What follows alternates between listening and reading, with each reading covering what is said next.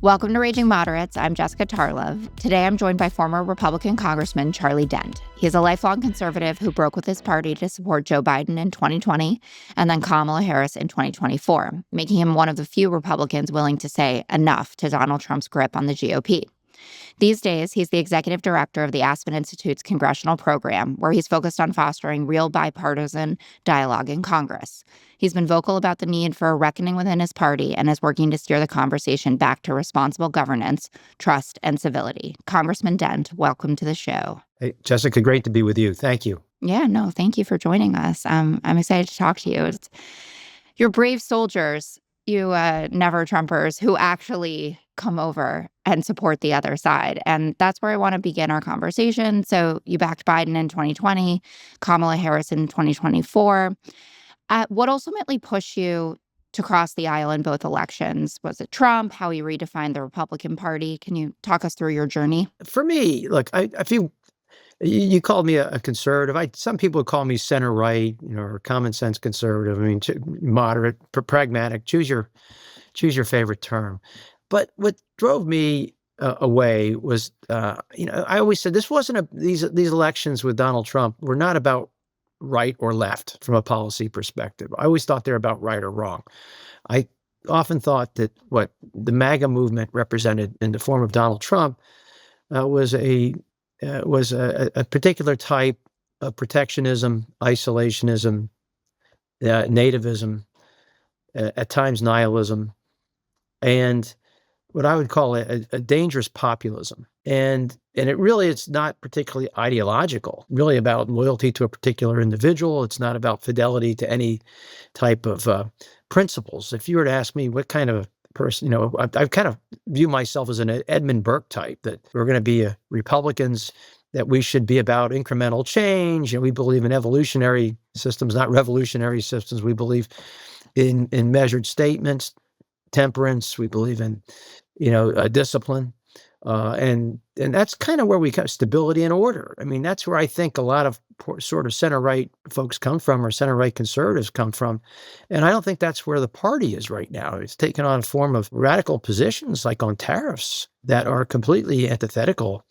to free markets, and certainly represent a type of revolutionary change that should really appall people who would kind of embrace that center right or conservative ideology. Yeah, I mean, you're from Pennsylvania, represented there. You have someone like a Chris Deluzio, who talks a bit of a protectionist game, not nearly like what Trump is talking about, but you have a Bernie Sanders as well. Fetterman has dabbled in this too. How do you feel like the difference between the kind of positions that they're supporting when you say we have to protect American manufacturing and American workers versus how Trump is implementing this tariff plan can be better explained to the American people? Well, Trump's tariff policy is essentially very similar to what the AFL-CIO would be proposing. AFL-CIO Democrats, Sean Fain at the UAW, is very supportive of many of these tariffs, apparently.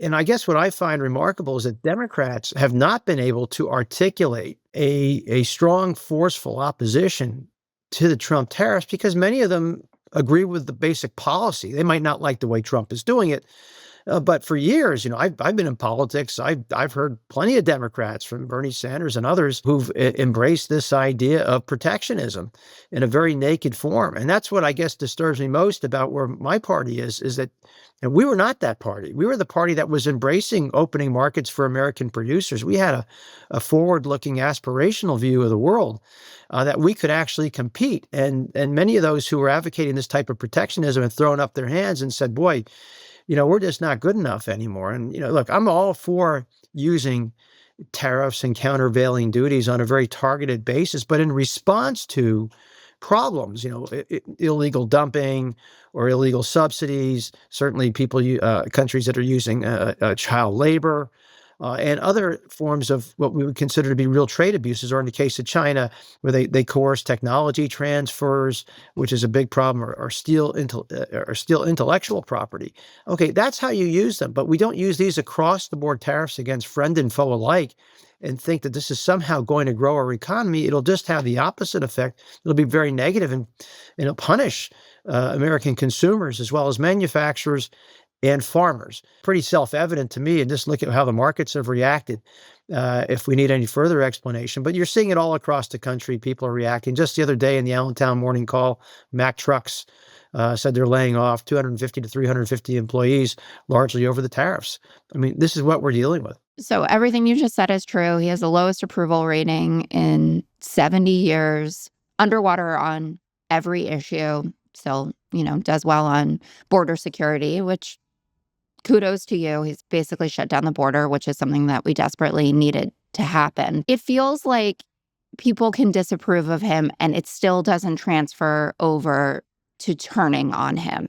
And this is not just the MAGA base. Like CNN did polling that showed if the election were, held today, who do you think would do a better job managing this? And he still edged out Kamala Harris. And what do you think that is that doesn't allow people to transfer over to the other side to just say, actually, I don't think he could do this job? Democratic approval ratings are in the tank as well. Yeah. I mean, their numbers are not very good. Many people, I saw a poll recently suggesting about 70% of voters thought they were out of touch with the American public.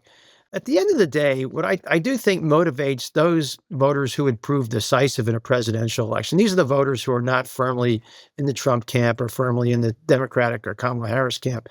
These are people who are persuadable.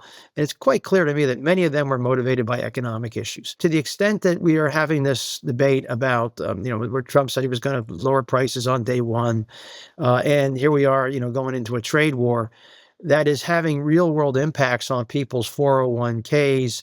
They're worried about their jobs. A recession seems probable at this point.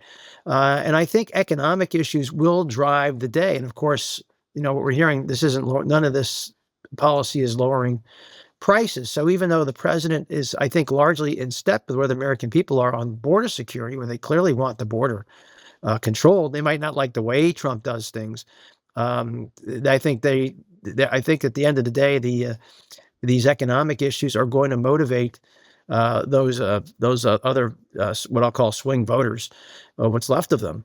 And remember too, I also looked at some polling recently too. On this 100-day anniversary, there must have been a dozen polls, and someone kind of pulled out. I try not to talk about polls too often, but they all came out and it showed the generic congressional ballot, I think, was about -7 for the Republicans. So, in other words, the Democrats were doing better there. And remember, midterm elections are usually not about the party out of power, even though Democrats are doing very unfavorably. Luckily for them, the election's not going to be about them. It's going to be about Donald Trump and the Republican Party. That's how midterms typically go. History will be on our side for that, but you're still fearful, or I'm still fearful, and can't believe that we're only 110 days in, whatever it is, at this point. What do you say to Republicans who feel similarly to you, but can't bring themselves to take the box for a Democrat? Well, what I tell them, you vote your values. And I said, here's my values as a Republican. I do think we should be about a strong national defense or peace through strength. And that means you embrace your allies. You don't embrace autocrats like Vladimir Putin and Kim Jong-un. Why would we do this? Or, so that's one issue. We should embrace economic freedom as a party. We should be, vigorously opposed to these types of indiscriminate across the board tariffs. That's what we should be. We should be for certain things and against certain things. So we need to articulate this. We should be for the Constitution.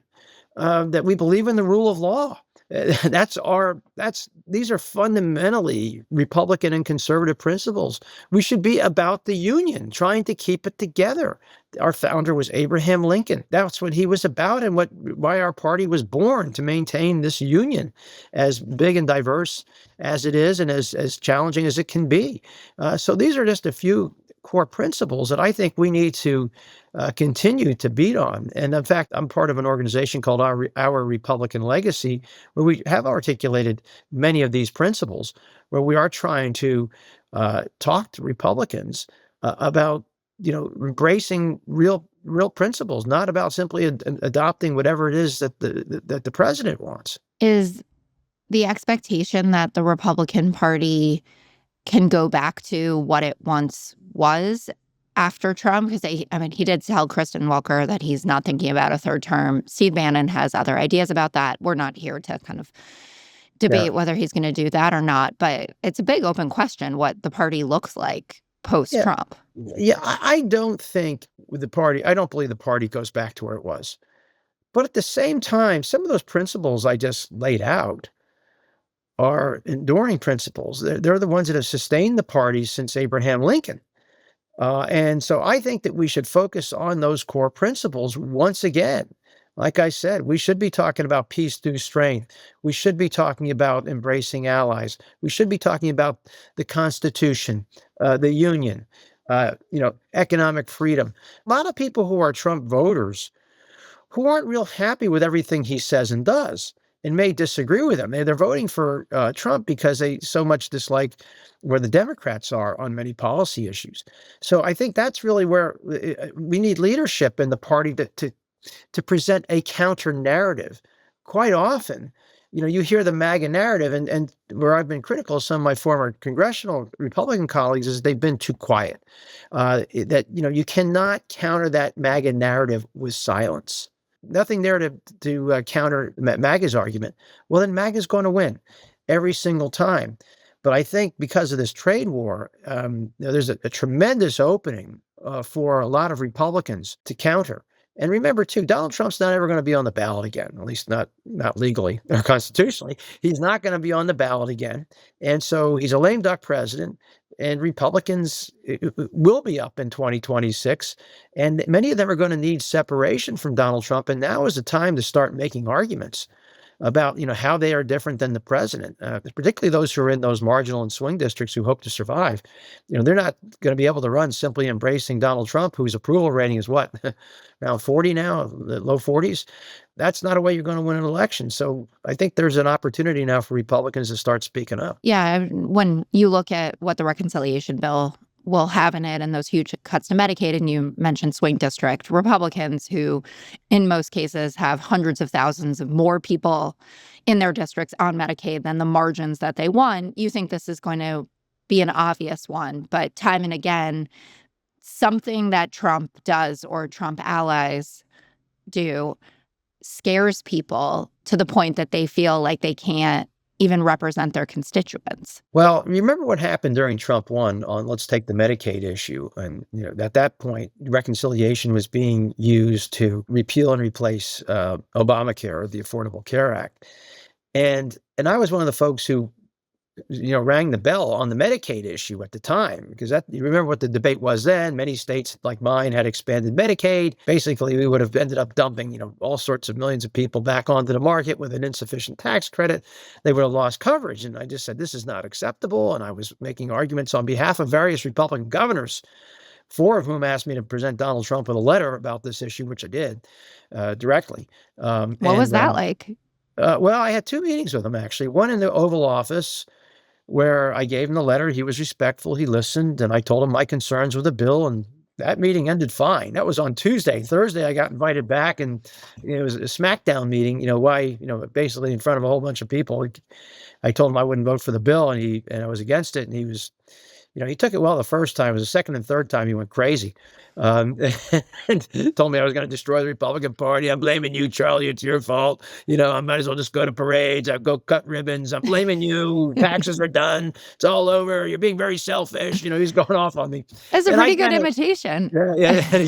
I know, but then he says, it got really interesting. Then he says to me, then I finally he's berating me, why I'm not voting for the bill. And I told him why. Because he basically had me back in on a Thursday, and there were 17 members of Congress around the table in the cabinet room. And he said to me, I was the second one he called on, and that's how I was voting. And I said, I'm against the bill. I'm going to vote against it. And then, then he said, well, why? And I said, well, for the same reasons I told you on Tuesday. It's Thursday and nothing's really changed. But bottom line is, after he got done, trying to berate me or trying to bully me, I said to him, Mr. President, can I ask you a question? He said, yeah. And I said, are you telling me, because he kept saying taxes are done, taxes are done. You remember at that time they were trying to do tax reform. And I said, are you telling me, Mr. President, that if we don't pass this health care bill, in this particular form, we won't be able to do tax reform because the tax baseline is not going to be low enough. That's exactly right. And when you lose, you lose. He goes off again, blah, blah, blah, blah, blah. Same stuff, repeating himself. And it kind of got nasty. And then after about a long time of this, going back and forth a little bit, and finally it ends. And this is all picked up in one of the tell-all books, Team of Vipers, for about 3 pages. I didn't know that until the book was written. Didn't even know anybody was taking notes or recording. Someone is always taking notes. Someone is there. And Cliff Sims, who worked for me, wrote the book. He did it. Nevertheless, so basically it all breaks. So he gets done with his tirade. I had asked him my questions, and then we just sat there staring at each other. Real awkward silence. That I forgot about, but they recounted in the book. And then he said, yeah, well, Trump realized at that moment Dent wasn't budging. So then Trump goes around the whole room, asks everybody how they're voting. Yes, lean, yes. That took a while. And then one of the guys, now a couple of them lied to him, but that's to be expected. And so after it's all over, after 45 minutes of all this going around the room and, chit-chatting about other things, he turns back at me and he says, "You still a hard no?" I said, "Yeah, I'm still a no, Mr. President." With that, he goes off again. Now, I was really getting annoyed at this point. I waited like 5 or 10 seconds. I said, "Oh, come on, Mr. President." He said, "Oh, I'm done talking to you. I don't want to hear. Tell them." And he turns away like that, looks in the other direction. The meeting breaks up. I just look at Mike Pence and say, "Mike, this isn't helping anything." And then one of the young aides came up to me and who I know, and he'd worked in the House, and he said, "Hey, Mr. Dent, why don't you go up to the president privately now as the meeting's breaking up? Just tell him you'll vote for the bill." And I know what his motivation was. Mark Meadows and Jim Jordan at that particular moment weren't for the bill either.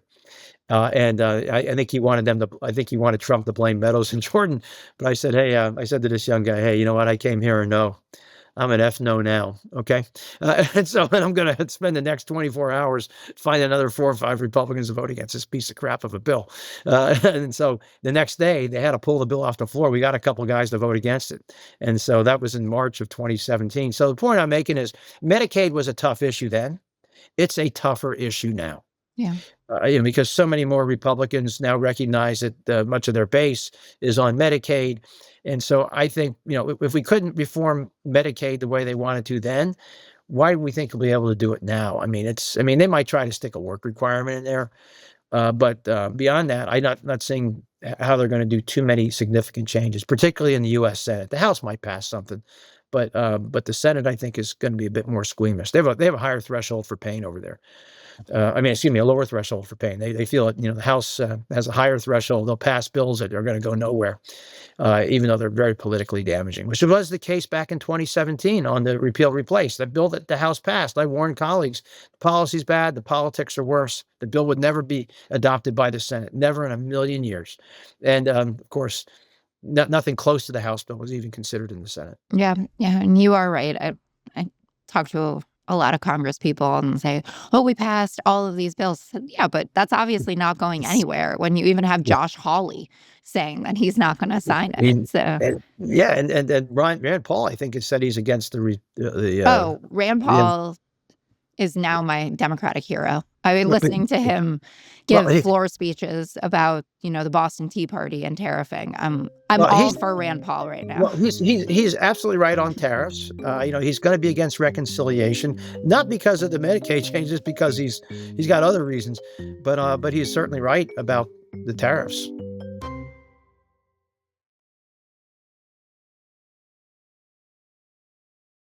In 2017, you told The New Yorker that the Republican Party needs a reckoning.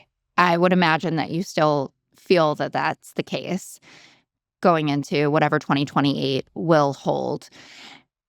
There are a lot of conservatives or center-right people, moderates, whatever you want to self-identify as, who feel like the Republican project just needs to be left behind, and that there is no point in trying to resuscitate something that, for all of the values that you just extolled in the last 15 minutes, you don't see any of that being represented, even by the folks that you would imagine would, like a Marco Rubio, who has had a full conversion, right, to Trumpism. Yeah. What do you say to those types, who are at the Bulwark now, for instance, and seem like they're just all in for the Democrats? Well, I think this is where I kind of maybe differ. I mean, if we want to change the party, we have to still kind of stay within it. And I do feel strongly about that. And frankly, the Democrats have tremendous opportunities, but they're very much tied to their organized labor base. And on an issue like tariffs, they just can't make the argument because many of them agree with the policy, the basic policy. They don't like the way Trump's doing it, and I think the Democrats have that challenge. And also, I think we've also seen too where the Democrats have struggled, particularly on the border. It was clear that the American people, were appalled by, the mayhem at the border during the Biden administration, and they were just too lackadaisical about it for at least the first 3 years of their administration.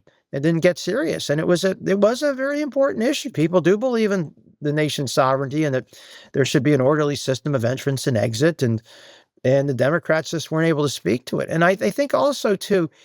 And I think where the Democrats also get into trouble, and which I think keeping a lot of Republicans away, is on some of these issues where they feel like a lot of Republicans feel like the Democrats might be a little too condescending for them. They speak down to them. Like for example, and I'm for transgenders' rights. I think a person should be able to transition, and we should respect that.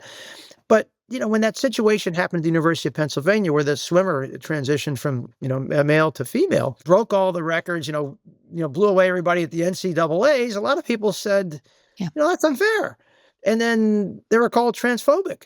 And they said, well, no, I'm not transphobic. I just have a pair of eyes and ears, and I think that's unfair. And then I think there were just too many on the left who just didn't know how to respond appropriately to people who saw things that they questioned, and without being ridiculed or told that they're a hateful person. And I think this is where the Democrats have to kind of stop listening to this fringe base of theirs, and start talking like normal people to folks. And I think that's keeping a lot of Republicans away, because I think Democrats have some opportunities. Like Republicans for years, I was the last pro-choice Republican in the House when I left. There might be a couple now since Dobbs, but who actually voted against a 20-week abortion ban, and I voted to fund Planned Parenthood. I was the only one there for a while, and I found that Republicans were not on the right side of issues like that. That came into stark relief during their post Dobbs. When Roe was overturned, then boy, oh boy, then all of a sudden the politics of that issue changed, and Republicans realized that they were on the wrong side of that issue. So the Democrats had an opportunity, but that was not the only issue they had. They just haven't been able to speak to the economic anxieties of people to the extent they needed to. Like I said, and during the Biden administration, the Democrats just did not, take inflation seriously enough early on. Oh, they said it was transitory, when Larry Summers is out there, beating the drum, telling them it's an enormous problem. They just didn't do it. And then, I was one of the folks too when during the previous race when it was going to appear that Biden was going to run and Trump was going to run, and I was saying at the time, close to 70% of the voters think one candidate is too old and the other too dangerous. What part of this aren't the parties hearing? Especially the Democrats who, I remember. Were they listening to you? Because it feels as if you should have been an incredibly important voice. I was encouraging no labels at the time to try to put together a fusion ticket. And it was the Democrats, or at least people aligned with the Democrats, who went apoplectic. They said they're going to destroy whoever runs. And I would say to them, well, there were I think that one group called Third Way was one of the groups leading this. And I said, well, you ought to call it Two Way, because they only wanted two candidates. I said, you can't, on the one hand, argue that democracy is at risk, that we're going to lose it, and then do everything you can to undermine candidates from getting on the ballot. You're trying to, we need less democracy in order to save democracy. They said if there was a third party candidate, pending candidate, that would have elected Trump. And I said, well, one, we don't know that. And two, you got a problem with your candidate. And, what don't you see in this? And they didn't want to hear it until, of course, that debate where Biden faltered badly. And then everybody recognized, not immediately, but I wrote an op-ed the morning after, said that, Biden needs to go. And I got a lot of hate from a lot of Democrats. So we don't need to hear this, that. And then, 3 weeks later, he was gone.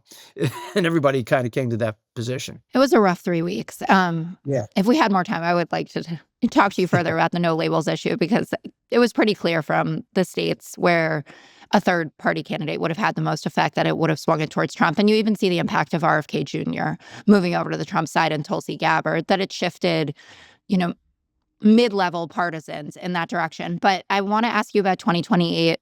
My quick view on that, though, was but they weren't looking at states like Texas and Kansas and others where that third party candidate might have harmed Donald Trump significantly. They're only looking at battlegrounds.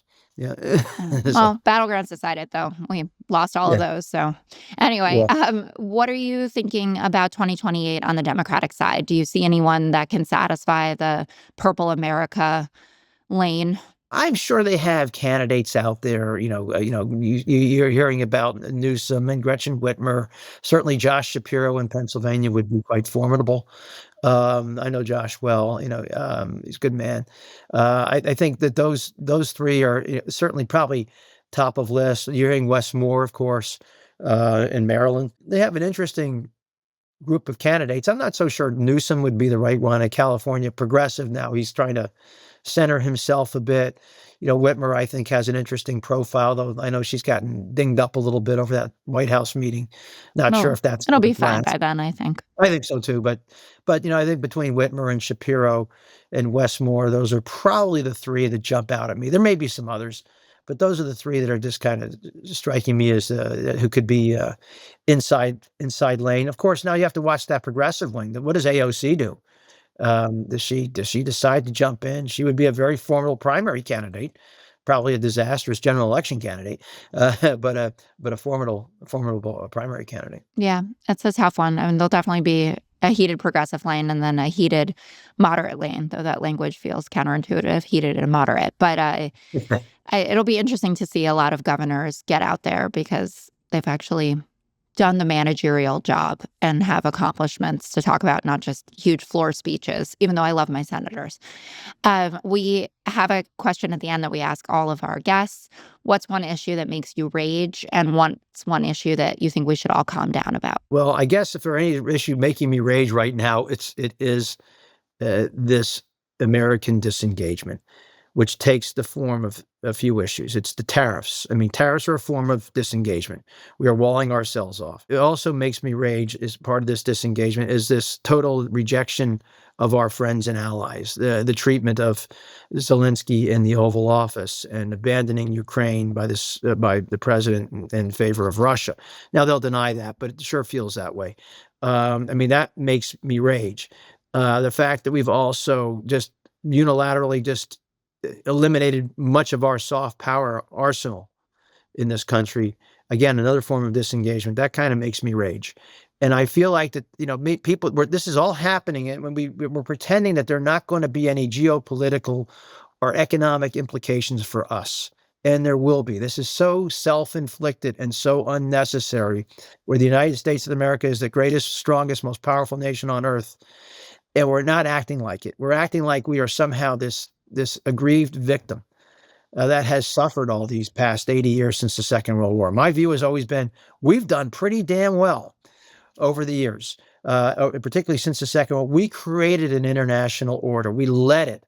And now we're walking away from it, trying to blow it up. And many of the very friends and allies who benefited from it are now trying to figure out a way to restore it as best they can because it's meant so much. It makes me rage that we've decided that Canada is now a threat, and that now there's serious talk of annexation. This is radical. I mean, when Donald Trump ran, he didn't talk about annexing Canada. I didn't hear any of this stuff. I just think this is very extreme, and it makes me rage. What do you think we need to calm down about? I think we all need to calm. We all talk about our threats to the constitutional order. I get it. But I still have faith in many institutions, and that, we do have a lot of folks. We have strong civil society groups and the courts that I think, will do what they need to do at a time like this. Does that mean we're under threat? Yeah, we're still under threat. But I think we just need to take a deep breath and recognize that we are a lot stronger institutionally than we've given ourselves credit for. It's hopeful. We need a lot of Mike Pences, and I'm not someone who was a fan of Mike Pence until January 6th, basically. But I appreciate it, and thank you just generally for joining us.